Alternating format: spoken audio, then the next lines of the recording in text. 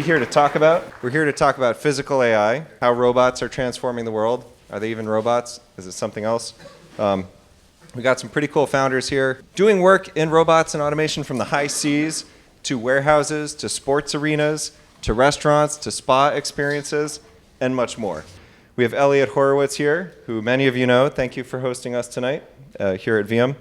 Former founder and CTO of MongoDB. You may have heard of it. One of the first big tech wins in New York City, right? Following DoubleClick.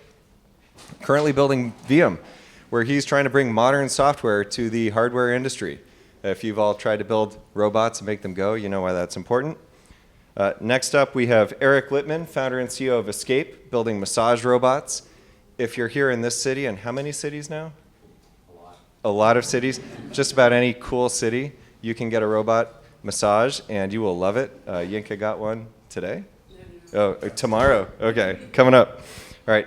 And then we have Yinka Ogunbiyi, founder and CEO of Halo Braid, working to automate the hair braiding industry.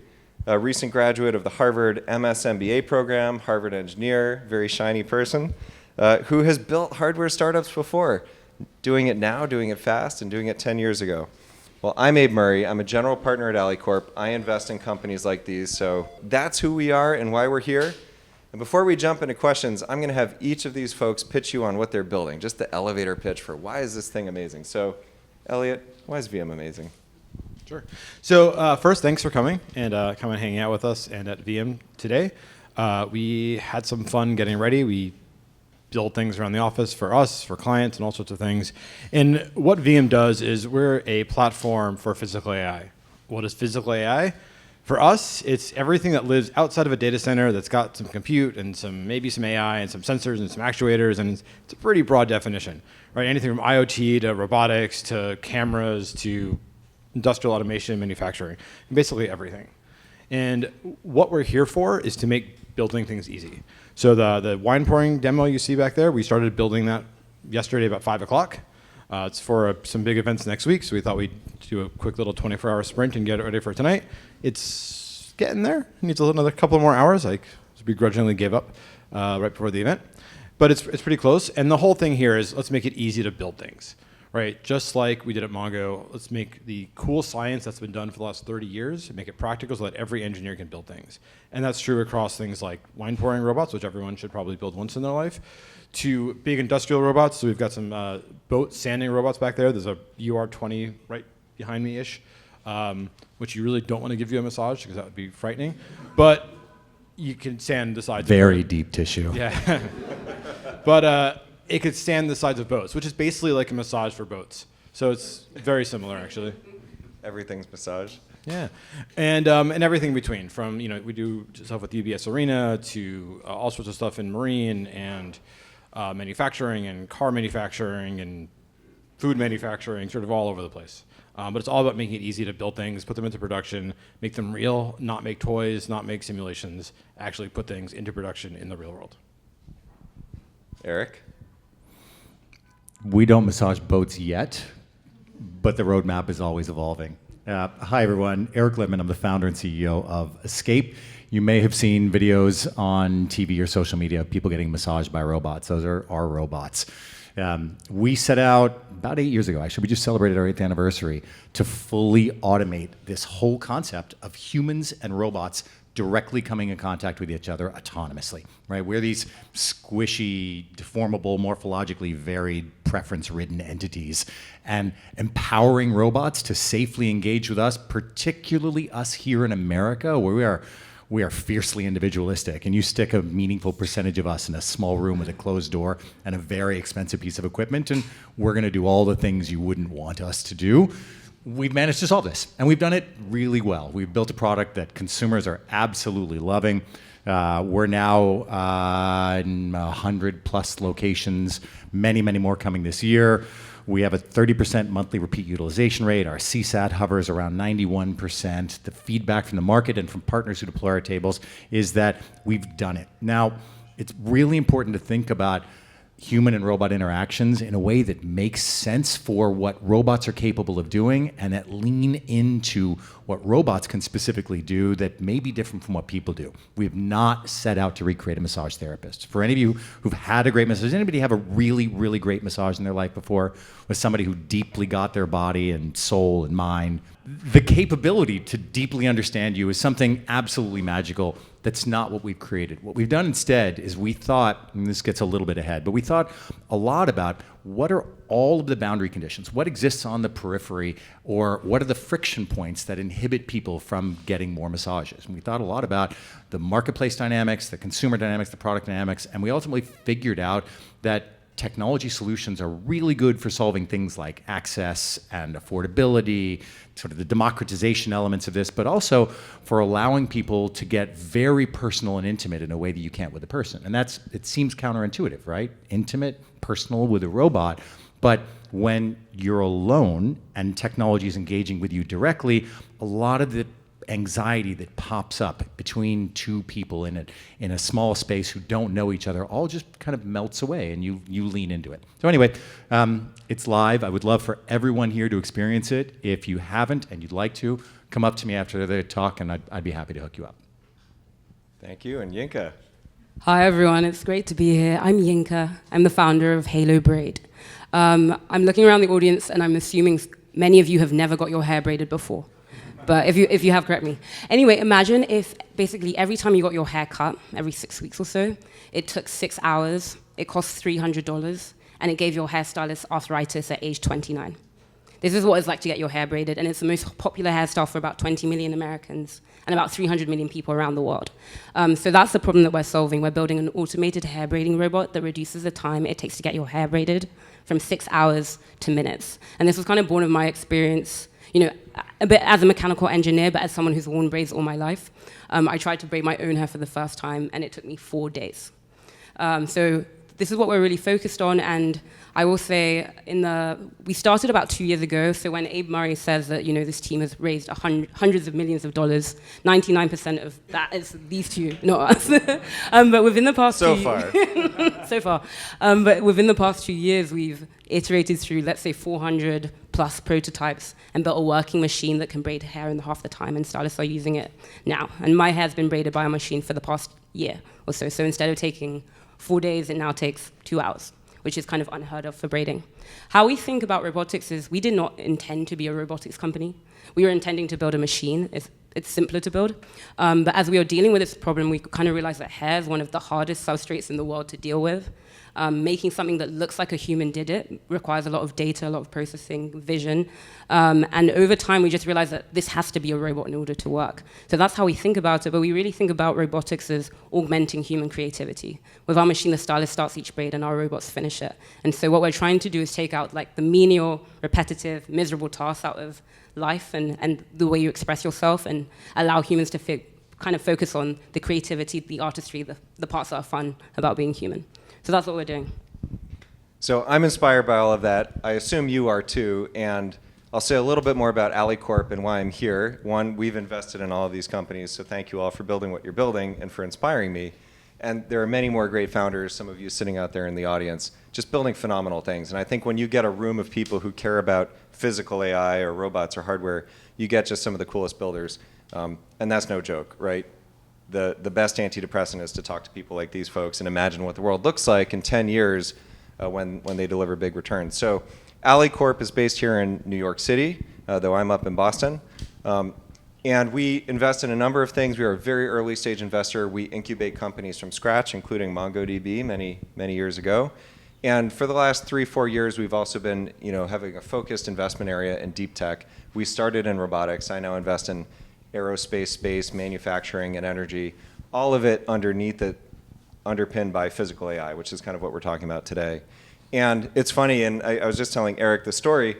I almost didn't take the meeting with Eric because I was like, oh, massage, that's a luxury product. Like, it's important, but is it that important? And I had the conversation with Eric, and he's really inspired me. Who knew over 60% of massage in the world is therapeutic? It's for people with intense physical pain. It helps them go about their lives.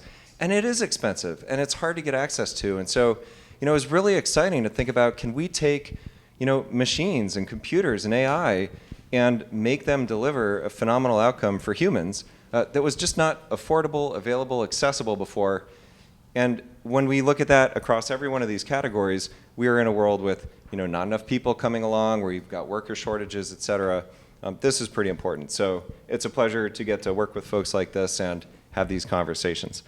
So what are we talking about today? I've been given some crib notes, but we'll talk about whatever gets really fun with this crew. But roughly thinking, we're going to talk about founder journey, right? So all of these people on stage have built multiple companies over multiple years. And I'm old enough where I'm counting things in decades. Stuff changes over time, right? What's new today? So we'll talk about that. Then we'll talk about physical AI, which really is the interesting conversation. What are we even doing here? What's going on with robots, with sensors, and so on? Why aren't there more wine-pouring robots? Why hasn't it been easy? That kind of thing.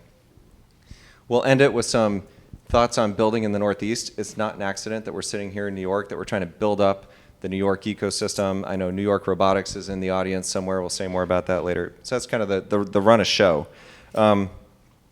Eliot and Eric, you've both scaled big successful companies previously, kind of like 7+ year journeys, went on the other end of it. And you did that a bit ago, and now you're back at it again. So I'm really curious, one, from that experience, you can share just what's hard about building a company with this audience. You've done it. But Eliot in particular, what's different now than, call it 10 years ago when you were running the Mongo, I'd call it a speed run, but it wasn't a speed run. What's really different when you go get at it again? It's a good question. So we started Mongo 18 years ago. So that is almost 2 decades. It's pretty different, not from the technology, the building, all those things are very similar, right? No matter how much changes with AI and engineers and still the same problems, right? You still need to understand what problem you're trying to solve. You still need to go build something and put it out there. Can you do it with fewer engineers? Maybe. Depends what you're trying to do. But I think the thing that's changed the most is, at least for me, is just sort of the focus on what actually matters. It's really about okay, what problem are you solving and why are you doing it? And if you're not clear on that, it's kind of impossible. I do think that New York's changed a lot. When we started Mongo, every VC we talked to for the first 3 years was like, so when are you moving to Silicon Valley? And Dwight and I were like, never?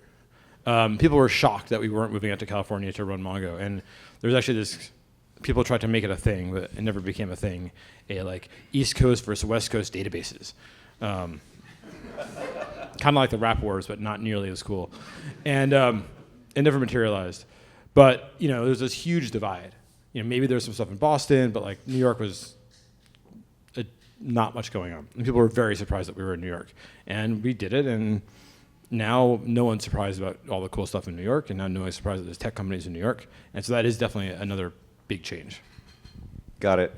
And for folks who aren't paying attention, Q1 of this year was the first time period, I believe, where New York actually had a larger number of seed rounds happen than the Bay Area.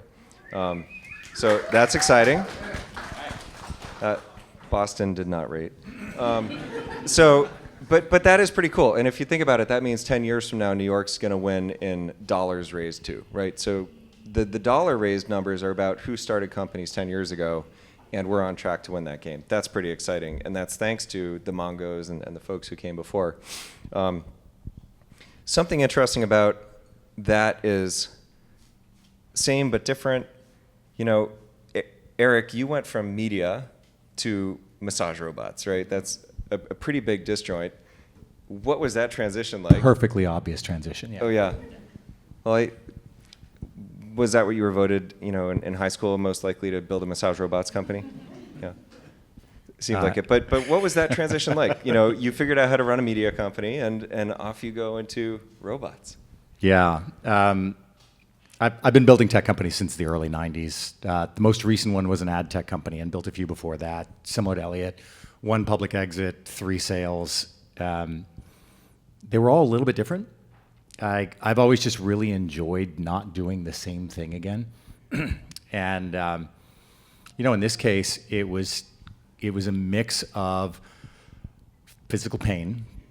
I was dealing with an injury, getting a lot of massages all over the planet. Most of them just didn't serve my needs, and So I thought, hey, why not just go build a robot to go do that?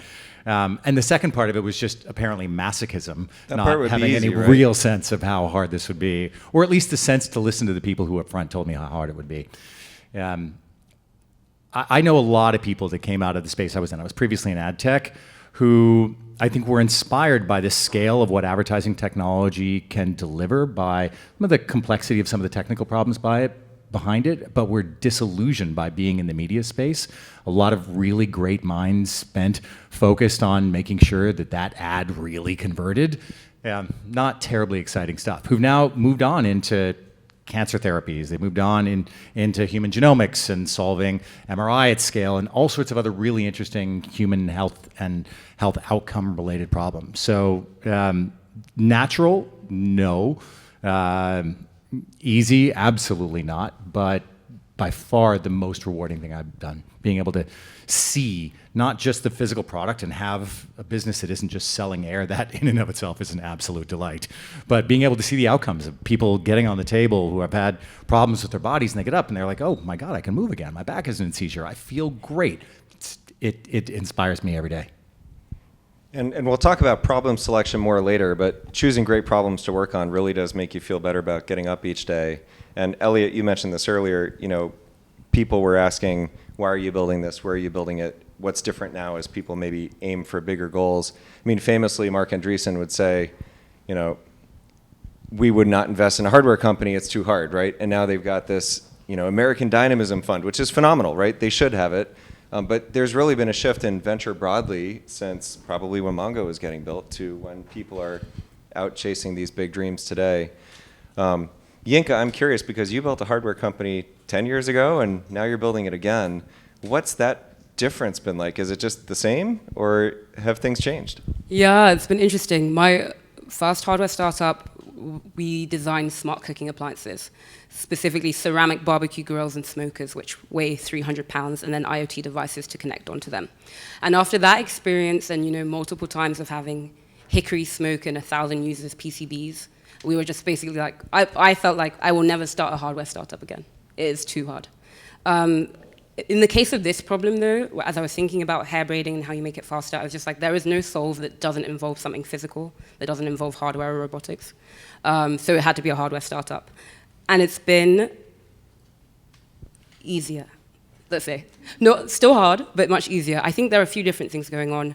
One, you have 3D printing, you have cheaper resources, you have alternate business models like the ability to rent something to people. I think 10 years ago, the thought of renting a robot to a consumer at home just felt unthinkable. And now with Whoop and different hardware models, it feels possible now. With AI, at least simplifying some of the aspects of building a company that aren't necessarily related to building hardware, it makes it much more straightforward to do. So there are various reasons that kind of tie into, okay, it's worth doing now. And I would say a very specific thing that a lot of people in robotics don't necessarily talk about, but it's true, is that it's cheaper than ever to build a robotic arm because you have these brushless DC motors in most robotic arms. And the reason that they're cheap now is because people in China love drones and have really invested in that. So something like that has made it possible for, robotic arms and massage robots to exist, brushless DC motors that we use in our products to exist, and motors to exist across, all forms of robotics. Yeah, and it's interesting when we look at companies, we're always looking at, does the math work? Is there a business here, right? If you're building a company with hardware in it, you have to be able to pay for that hardware. And the cost of hardware have dropped probably something like an order of magnitude in the last decade, and that unlocks a lot more business opportunities for the companies you're all going after, the business models and so on. So watching the time, let's shift to physical AI, right? Really, that's what we're already talking about anyways. I wrote myself a bad joke. Raise your hand if you're excited about joining a B2B SaaS company. Yeah. Okay. We got one. You can talk to our B2B SaaS partner later. But you're in this room because you're excited about physical AI, right? You're excited about problems that matter on some capital M matter scale. And wearing the AlleyCorp hat, we started looking at robotics and automation, but we struggled with the term robotics. And I think last time I had Eliot on the stage, I said, what's the right term? Is it robotics? I prefer physical AI, but really it's hard to put a name on it. It's just, you kind of know it when you see it. You're doing something hard with hardware and you're making it do things it couldn't do without pretty compelling software. It's easier to explain by pointing to the companies we've backed, like the folks on this stage. But we've also backed people doing iBot. So iBot's up in Boston, vision kiosks. You walk up and you get an eye exam in 90 seconds. It doesn't look like a robot. It looks like a box, right? But it solves a problem that required an expensive human to spend a bunch of time to do it. Portal Space Systems, building 20 times better satellite propulsion technologies, one of our recent investments. Super cool rocket propulsion system. It's really a manufacturing company enabled by additive manufacturing, to Yinka's point, and AI-designed hardware designs. Super cool stuff. So there's that common thread of hardware, software, and so on. And I think to Yinka's point, 10 years ago, you couldn't have done a bunch of this, right? The hardware was too hard. The software wasn't good enough. The hardware is still too hard in some cases, and the software is still not good enough. I'd love to start with, what was particularly hard about getting into hardware? I'm going to start with Eliot, because you got into this because it was very hard to program robots in the first place. But what's been harder than you thought it would be as you go make Viam happen? So I think it's interesting. I think the hardest thing about this space has been how hard it's been to convince software people that it's not as hard as they think. That it's actually it's got a pretty bad rep, and I think a lot of that's because of the tools. And that's true with the hardware space too. Every software person you ask about the hardware space is like, it's going to be annoying. It's going to be bad tools because they've probably tried something, and it probably was pretty shitty.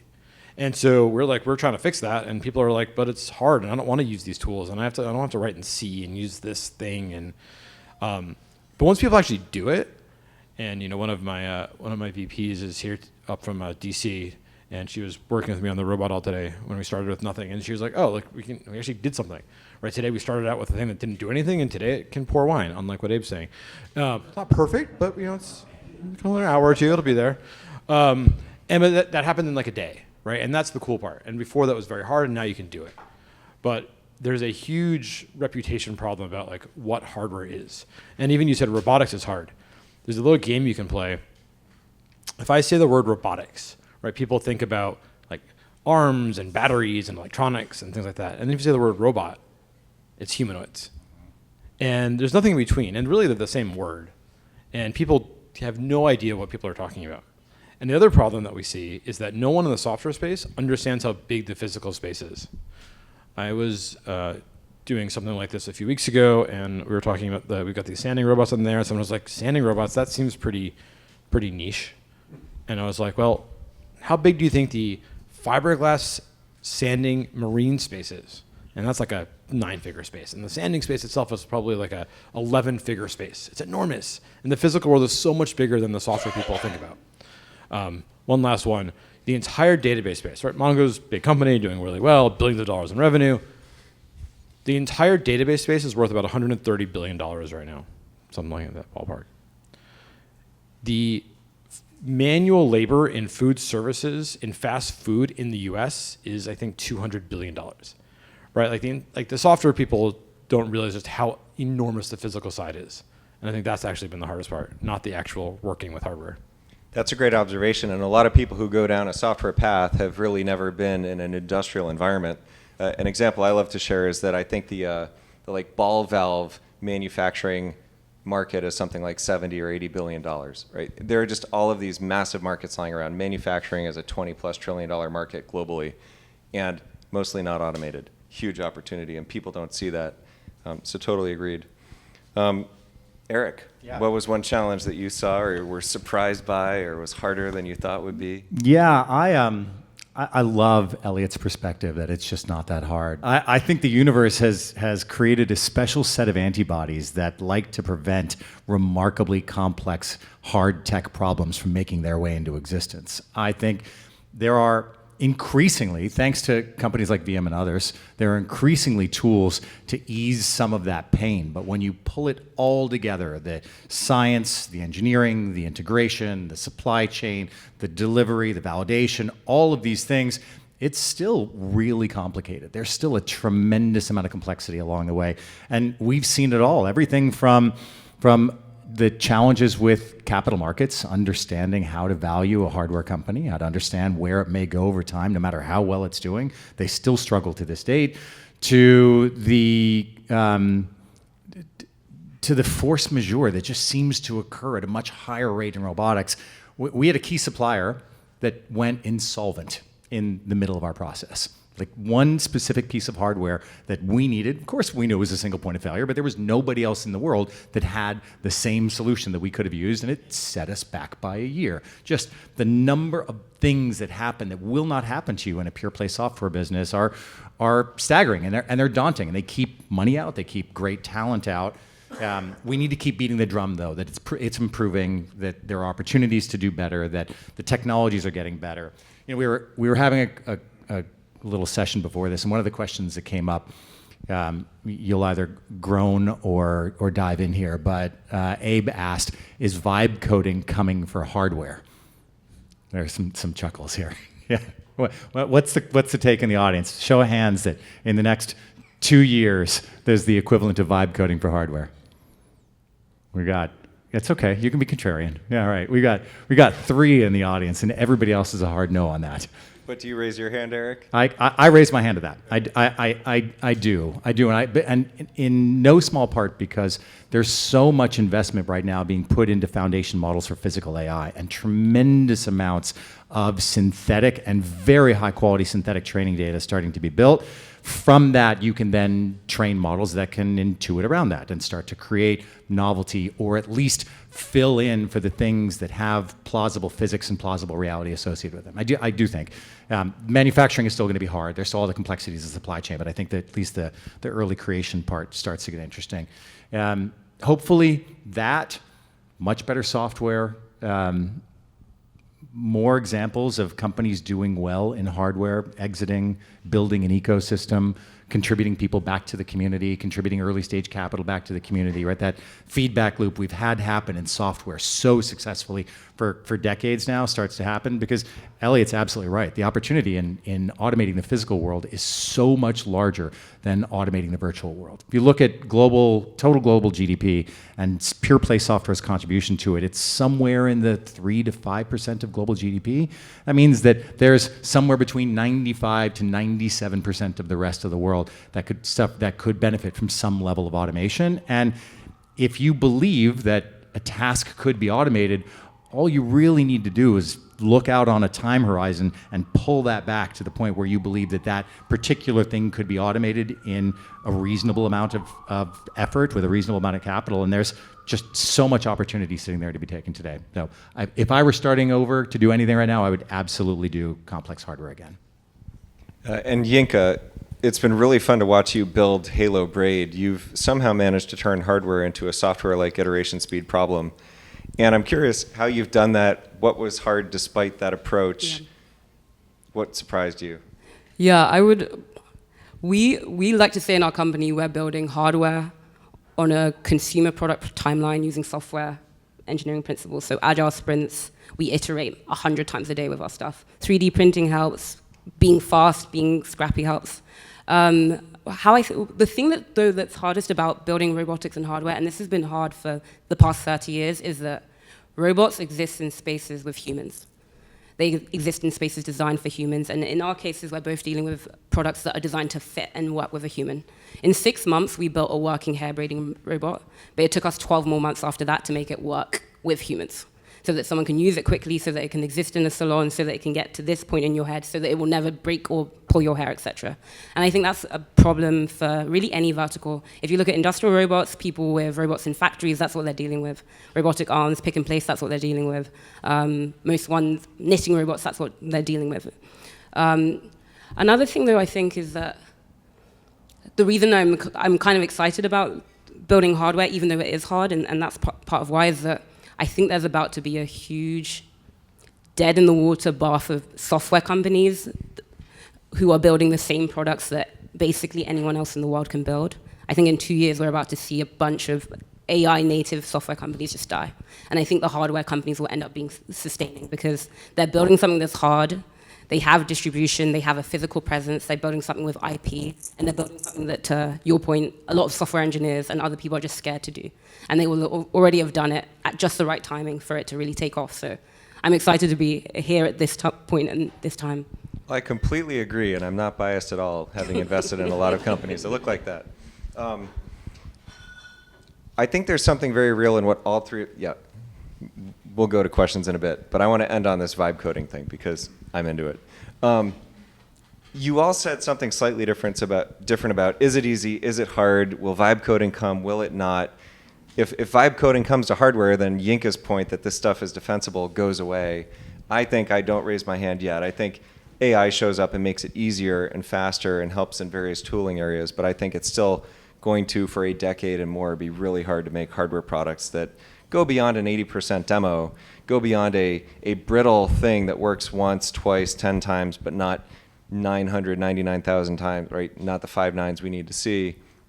That stuff's hard and is going to be hard. And I see, so I've got 3 boys. My wife's an engineer. We're like super dorks in my house. We write code. We build things all the time. And the kids learned, first of all, it's fun to watch the kids learning to program because I taught them to program and now GPT exists and now they go even faster. It's amazing. So they can write code all the time, but they still have to know how to write code. If you've built any meaningful app with Cursor, you've seen that the AI goes so far but not further, and you still need to be a smart engineer to help it. So if you've lived that, you see you really do need engineering to do great things in the world, even on the software side. And on the hardware side, my son's super into PCBs, getting custom PCB boards, chips ordered, putting these things together, reading the spec sheets. The pin voltages don't map to what the spec sheet says. How can you vibe code that? And maybe I'm just failing to imagine what could be possible, but it still feels hard and far away for me. And so I do want to revisit that. Is Cursor for hardware coming? Is vibe coding hardware coming? And maybe, Eliot, I'll start with you because you didn't get to react to that. Yeah, so I think the first question is, what is vibe coding? I still don't know. Have you vibe coded? I have no idea. Look, I think every engineer who's writing code these days is using, just like they were using Stack Overflow for a while, is now using some form of AI to ask questions or to do things, and with various levels of success, just like it was before. And how much more efficient is AI going to make engineers over the next few years when they're writing software? I don't know. I don't think anyone really knows. I think anyone who says they understand how AI works or where it's going is lying. So, because no one actually knows how it works anyway.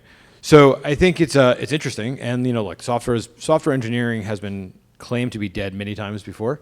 When Java came out, we were like, oh, software is dead because now you don't have to write C++ anymore, and so on and so forth. So I'm not too worried about that. In terms of hardware, I think even that question is sort of confusing, right? Even like, what about hardware versus software? It's like, okay, what is it? Like, what is a robot? Take the wine pouring demo. Why is it hard? What's different? The reason why it's historically been hard to get to that 5 nines, the reason why you get to these demos and they can't finish is not because it's inherently different than software, because software is quite complicated. Getting transactions and databases right, way harder than other problems. The difference is you've got really good tools. And the thing that's been sorely lacking in this space is the tooling. How do you make it really easy for people to collaborate, work together, share problems, work together to actually build something that actually is meaningful? And I think that's what's actually been holding everything back. Not that hardware's harder, but there are no good tools on the market historically to let hardware engineers and software engineers work effectively together. They just don't exist. And that, I think, and so vibe coding, I don't know, those tools, people use AI with Viam all the time. All of our engineers, and we've got AI integrated. Is that vibe coding? Maybe. But if you want to figure out how to configure something, you can ask our AI agent to help you with that. Yeah, so it's kind of there, but not. I don't know. And I'd say that very much maps with my own thinking on this. So preaching to the choir. But the interesting thing, I think why vibe coding, or just call it coding with AI, works is because we have compilers, we have unit tests. You can actually go do a thing and see, actually, no, the AI totally broke it. It's a little harder on the test iteration loop to see that, actually, no, it poured the wine out, it didn't do the thing. And that's where better tooling helps a lot. Yeah, I mean, there's no inherent reason why you can't. It's just you need different tools. And especially, where AI will help is on simulators, right? If you simulate it and then you do the AI, then it can do it. And I know we have at least one person in the audience working that problem. Right. And last thing on that one is, people say, well, in software, you can just run everything on a computer. So at Mongo, some of the things we did is we actually automated physical world tests to pull plugs out of machines. Because you can't actually simulate everything. Even in a database that is purely software, you still want to do tests where you're physically pulling a plug out of the wall. So it's just a matter of, it's all gray. Yep. And Yinka or Eric, any comments on vibe coding?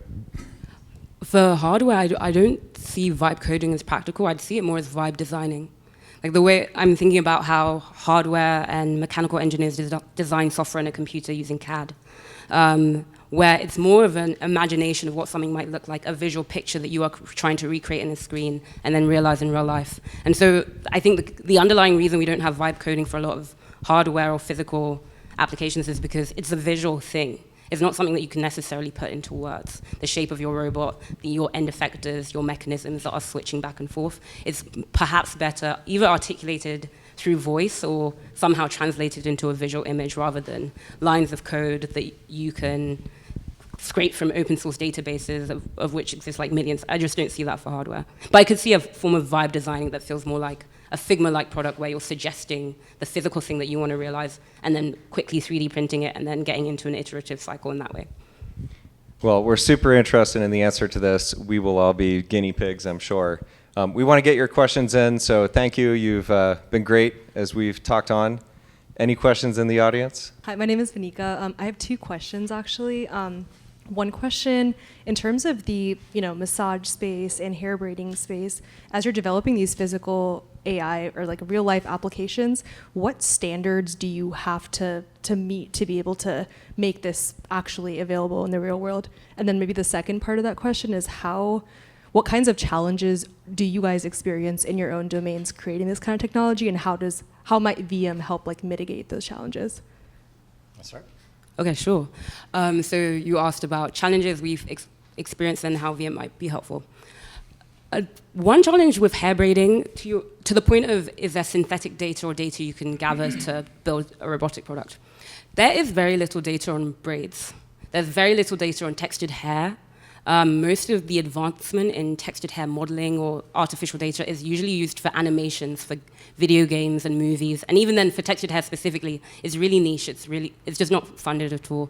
So a thing that we found is that we've had to build our own databases, build our own resources of pictures, build our own synthetic data as well. In terms of challenges that we have to raise, there are certain like legal compliance ones, although we just fall under hair dryers, hairstyling tools in general. But we have specific standards that we've kind of created of what does a quality braid look like. Is it tight? Is it even? Are there flyaways? Is there a snaking shape? We've developed our own standard based on what stylists rate as an acceptable braid and kind of go from there. And then for your last question was like software and how can VM be helpful? I don't know enough about VM's product. Or just like, so I should learn. maybe like in terms of having a platform that can help speed up the development, like I guess, is that something that maybe would help in the challenges you see? 100%. I would say for any hardware startup, you're really fighting against time. It's more capital intensive, everything takes longer, collaboration is extremely helpful, and most hardware startups are shifting more to their IP being in the software, their main product features being in the software, and the software really driving the quality. With our product specifically, we cannot create quality braids at speed without the software working really functionally, so it's extremely important. Any other questions? B2B SaaS. Yeah, Adam, founder of Fid Labs. We are B2B SaaS, but we're vibe coding for robots, essentially, so and we get a pass maybe. Yeah, Eliot, I liked how you mentioned, maybe software people don't understand the size of hardware, and I feel like a lot of that is actually language to a sense. And I've actually really looked up to VM in this regard of how you guys used to say smart hardware, and it seems like maybe you've moved away from that to physical AI, and like maybe we're all still kind of searching for the right word to use. Is it robots? Is it smart hardware? Is it physical AI? Could you maybe comment on your decision to or how you've thought about the language there, and maybe what the right thing to say is? I am particularly bad at this question. No, so I'm particularly bad at knowing the answer to this question because I think the world's a little confused and doesn't really know. And so we just keep playing around with it and seeing what sticks because I think no one's really knows. For the first 2 years, I was convinced that we could change what the word robot meant to people and make it more of the strict definition. That was silly. So yeah, I don't know. I think it's all the same, right? That's why I keep it pretty broad. It's for us it's broad. I don't know what it is. I think the problem still though is different, right? I think the language is an issue, but I think it's every software engineer has played with something hardware in their life, some Raspberry Pi, some Arduino, and they had a bad experience, and they don't want to do it again. I think that's the big problem. More questions? Can you tell us more a bit about your business models? Like at Viam, do you mostly work on project basis? Or do you have some kind of platform you can license as well? And on the massage, on the hair braiding, are you going to sell the hardware or just offer the service? I mean, what's your model? So Viam is B2B SaaS, Abe's favorite. But no, it's a platform. So it's consumption. You store data, you do things, you pay for what you use. So it's just straight up B2B SaaS. For us, it's we run a two-sided marketplace. It's hardware as a service, so we license our tables out to businesses that otherwise struggle to fill the labor gap in massage therapy. It's substantial. It's over 30,000 open jobs for massage therapists in the U.S. alone right now. And then consumers book directly through us. They pay through our marketplace, and then we remit payment back to our partners. And we rent our devices to salons and stylists, and they charge consumers for the service. And looking across our portfolio, we have rental models, CapEx models. I really look more at value creation. How much money are you making for your customers when they buy from you? And then value capture. How much of that do you capture over the hardware, lifetime? And sometimes you have customers like a utility company needs to turn this into a CapEx so that they can charge you all more in your utility bills, and a energy company might want to do OpEx different. So we're flexible. On the naming, I actually am in the agnostic camp too, but I love B2B SaaS when it's supporting all of this, right? So I think that goes to problem selection. So physical AI maybe gives more room for the FID, and smart hardware maybe doesn't. But again, the names don't matter. It's what are you doing in the world, and does that matter? That's what we get excited about. Anyone else?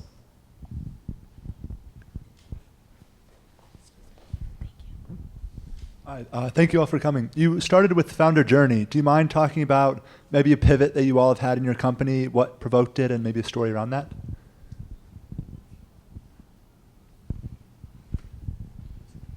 No pivots, perfect. Yeah, no. I think the biggest pivot I think we made at Viam, Mongo had a bigger pivot. Viam, the biggest pivot here was, when we realized that how hard it would be to get software engineers to get excited about the space. And that's been a very slow thing. But it's really not a pivot, just a little bit of a focus. But on the flip side of that, the manufacturing, the industry space is so desperate for help in these areas, in all the automation space, that they are just, banging down the doors to how can we, please help us. And so it's just this dichotomy of what does that actually mean from a business standpoint? And the challenge is going to be there aren't enough software engineers who are excited to move fast enough. But that's one of the things we're focused on next, is sort of getting software engineers getting more excited about it. Because it is a challenge, because factories, the warehouses want more and more automation as fast as you could possibly deliver it. Actually, on that note, way back when, I got into health tech before it was cool with the hipster hat on. And really one of the arbitrages there was great software engineers did not want to go work at a Moderna or a Roche, or it kind of like you said about these GE appliances.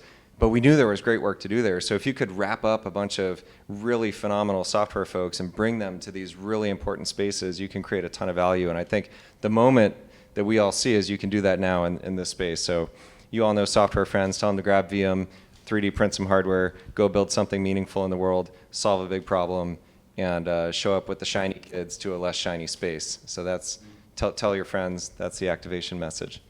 Yep. More questions?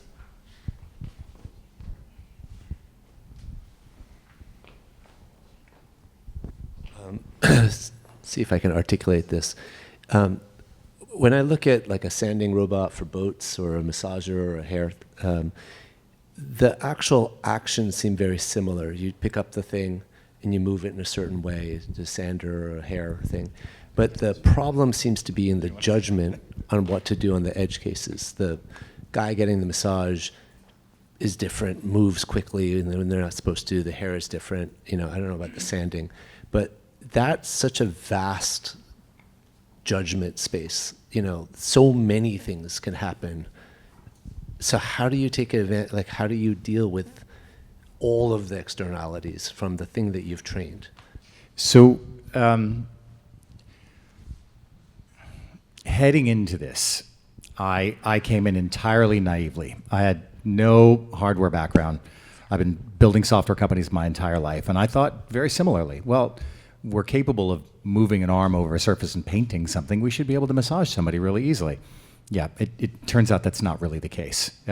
Engaging a deformable body with another deformable body is a really hard problem, particularly when there's preference involved. And so just getting through the fundamentals of dealing things with like friction buildup on the surface because you're gathering somebody's skin, all the broad problems before we get to your point, which is, my God, all the edge cases and what happens when somebody's body is in a slightly different state or they just don't like what you're doing. We spent a lot of time thinking about how to automate just everything from day one. And I spent a fair bit of time with the head of neurology at Harvard, going through and understanding how we could characterize at an impulse level various senses that the body was engaged in as we were performing work on it. And it was our 6th meeting together. We'd gotten really deep. We went way down the rabbit hole on a bunch of technical stuff. And he sort of metaphorically patted me on the head, right? And said, we're really getting into this here, but I've dissected just about everything mammalian on this planet, and I've never seen anything in tissue that characterizes preference. It hit me like a brick, like, okay, what do we do? So the observation then was, we have this remarkably well-trained sensor network lying right there on the table. We should take advantage of that. And we then really dove in on control and information and letting people manage all the edge cases that were relative uniquely to them, all by themselves. And it's turned out to be a winning product strategy. And I'd say that's a great question to end on. And you should walk up and ask these folks afterwards because they all have, many, many minutes that they could share on that topic and many more. I got through a third of what I wanted to cover with this group. I'm just, we could keep going. I get to sit in rooms with them and pump them for information and learn from them all the time. You should grab them. There's more food to be eaten, wine to be drunk, wine to be robotically poured, which is working, untruths notwithstanding. And thank you all for being here. This has been a phenomenal audience, a phenomenal set of panelists, and enjoy your evening.